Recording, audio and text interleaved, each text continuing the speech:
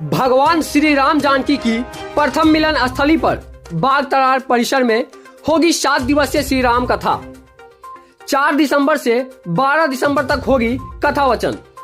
मधुबनी जिला अंतर्गत हरलाखी प्रखंड स्थित प्रभु श्री राम व माता जानकी की प्रथम मिलन स्थली पौराणिक फुलहर बाग तरार परिसर में वर्षों बाद 7 दिवसीय श्री राम कथा का आयोजन को लेकर ग्रामीणों का उत्साह चरम पर है। जानकारी देते हुए कमेटी अध्यक्ष सह मुखिया प्रतिनिधि रंजीत ठाकुर ने बताया कि कथा का सभी तैयारी जोरों से चल रही है। आगामी 4 दिसंबर से 12 दिसंबर तक भगवान का प्रथम मिलन स्थली के प्रांगण में किशोरी शरण मधुकर जी महाराज के द्वारा प्रवचन किया जाएगा। साथ ही 7 दिवसीय श्री राम कथा में भाग लेने के लिए भारत के विभिन्न प्रांतों के साधु संतों को आमंत्रण पत्र भेजा जा रहा है। कथा को ऐतिहासिक बनाने के लिए पूरे पंचायत के लोग लगे हुए हैं। उन्होंने बताया कि तुलसीदास के द्वारा लिखी गई रामचरितमानस में भगवान श्री राम सीता का प्रथम मिलन का जिक्र जिस भूमि के महिमा का बखान किया गया है वह यही पवित्र भूमि है, लेकिन इसका जिक्र रामायण सर्किट में होने के बावजूद यह पावन भूमि हजारों वर्षों से उपेक्षित है। श्री राम जानकी के नाम से ही भूमि है, महंत के कब्जे से हुआ है मुक्त। उन्होंने बताया कि बाग तरार का 21 बीघा 13 कट्ठा भूमि जिसको चरौद के एक महंत के द्वारा वर्षों से अपने कब्जे में ले लिया गया था, जिस कारण बाग तरार का विकासनात्मक कार्य नहीं हो पा रहा था। लेकिन इसी बीच धार्मिक न्यास परिषद ने उक्त महंत के कब्जे से बाग तरार की भूमि को मुक्त कराकर साबित कर दिया है कि यह भूमि भगवान श्री राम जानकी के नाम से है। इस पर किसी भी महंत का कोई अधिकार नहीं है। राजा जनक की फुलवारी का होगा सौंदर्यीकरण।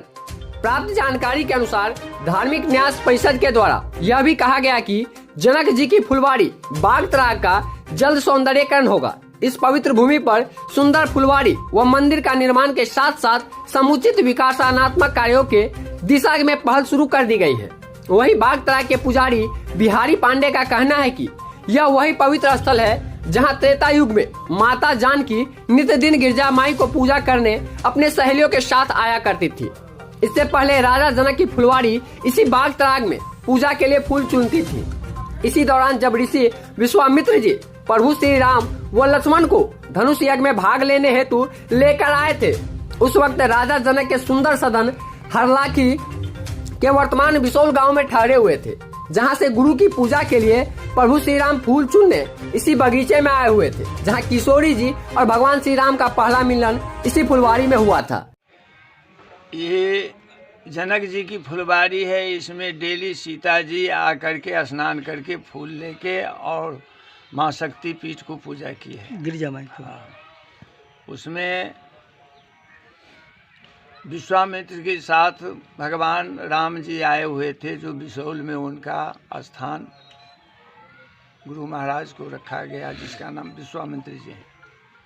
वहाँ से फूल लेने के लिए जब यहाँ बगीचा में आए तो इतनी बनावट इस फुलवारी की थी, जो भगवान राम जैसे लक्ष्मण जी से कहते हैं कि बाग तराग बिलोक प्रभु हर सही बंधु समेत परम रम आराम यह जो राम है सुख देत।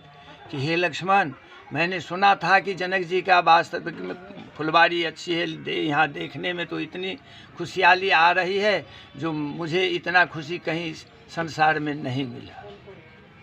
ये है। और सीता जी यहाँ से फूल लेके वहाँ जब गई है, उसी रोज़ जब माला क्या कहते हैं माता के गले में डालने लगे, तो वहाँ से आवाज़ आया कि सुनु सी सत शीस हमारी पूजा ही मन कामना तुम्हारी, नारद वचन सदा सी साचा सोबर मिलहि जाहि मन राजा।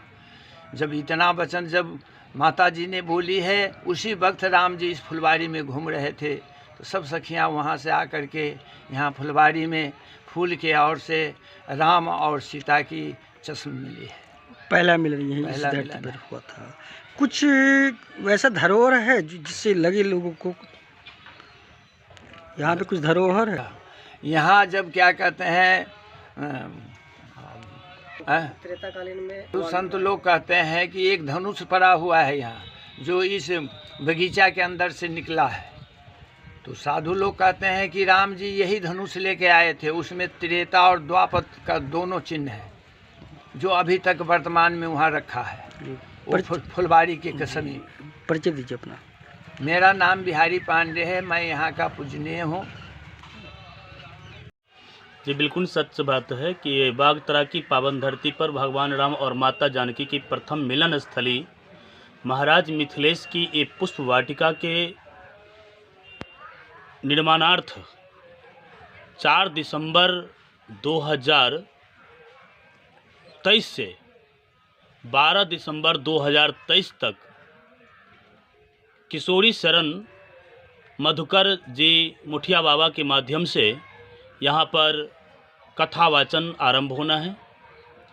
इस कथा वाचन में भारत के कोने कोने के संत महात्मा को आने की पूरी संभावना है और उन्हें फुलहर के कमेटी के माध्यम से उन्हें निमंत्रण पहुंचाया जा रहा है। इस पुण्य अवसर पर आपके माध्यम से मैं उन तमाम राम भक्तों को सूचित कर दूं, वो सारे लोग यहाँ उपस्थित होकर इन महा कार्यक्रम को सफल बनावें। यहाँ पर पिछले 5 से 6 महीना से भगवान राम और माता जानकी की महा और भव्य मंदिर निर्माण करने की जो कार्य चल रहा है, जिस पर विचार चल रही है, इसके लिए सिया प्यारे शरण जी श्री संदीप कुमार जी के माध्यम से पहल किया जा रहा है और स्थानीय कमेटी भी अपना जोर शोर से पहल कर रही है। धार्मिक न्यास परिषद के द्वारा जिन कमेटी को निबंधन प्राप्त हुआ है वो अपने कार्य में लगे हुए हैं। होने जा रहा और बिल्कुल सही बात आपने कहा कि वर्षों से, हजारों वर्षों से उपेक्षित पड़ा यह पावन धरती, जहाँ पर बाबा तुलसीदास जी ने अपने दोहा पदावली में रामचरितमानस में जिस भूमि की महिमा का बखान किया है, यही बागतराग है जहाँ पर भगवान राम और माता जानकी की प्रथम मिलन हुआ था और उसी पुण्य स्थल पर अभी आप खड़े हैं। ये उपेक्षित है वर्षों से। भारत के बहुत सारे ऐसे स्थान हैं जो रामायण सर्किट के अंतर्गत आते हैं। फुलहर भी उन्हीं में से प्रमुखता में से एक है। अयोध्या की राम मंदिर की स्थिति वर्षों से जो स्थिति था उस पर देख लीजिए, लेकिन सरकार ने चाही है और वहाँ पर कार्य आरंभ है। फिर भी फुलहर का जो स्थिति है, इस पर 21 बीघा 13 कट्ठा जमीन चरौत महंत के महंत आनंद कंद दास जी अपने अंतर्गत रखे थे, जिसको धार्मिक न्यास परिषद ने उन्हें इस पर से मुक्त कर दिया है। उनका कहना है कि इस पर आनंद कंद दास का कहीं पर कोई जगह नहीं है, ये बिल्कुल राम जानकी का भूमि है और इस पर विकास का कार्य होना चाहिए। तो बहरहाल ये न्यास बोर्ड के द्वारा ये कार्य कराई जाएगी राम मंदिर। जी, भगवान राम और माता जानकी के जो मंदिर निर्माण की व्यवस्था है ये तो कमेटी करा रही है, लेकिन धार्मिक न्यास परिषद ने इस प्रकार की सबूत दिया है कि ये ज़मीन भगवान राम और माता जानकी के नाम से है, इस पर किसी महंत का कोई एकाधिकार नहीं है। परिचय दीजिए। मैं रंजीत कुमार, मुखिया प्रतिनिधि, ग्राम पंचायत राज फुलहर।